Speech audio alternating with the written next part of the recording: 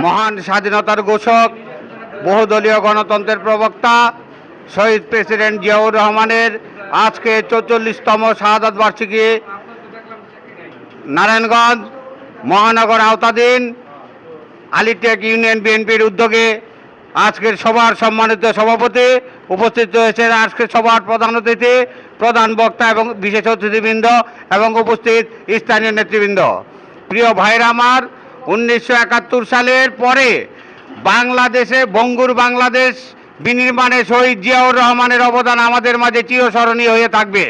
শহীদ জিয়াউর রহমান আমাদের মাঝে নেই, কিন্তু তিনি রেখে গেছেন তার আদর্শ, তার 19 দফা কর্মসূচি। ইনশাল্লাহ আগামীতে যদি তারেক রহমানের নেতৃত্বে আমরা ক্ষমতায় আসতে পারি, তাহলে 19 দফা কর্মসূচির মাধ্যমে বাংলাদেশ একটি উন্নয়নশীল বাংলাদেশ হিসেবে বিশ্বের মানচিত্রে আবারও পরিচিত লাভ করবে। প্রিয় ভাইরা আমার, আপনারা শহীদ জিয়াউর রহমানের জন্য দোয়া করবেন, তার রুহের মাগফিরাত কামনা করছি।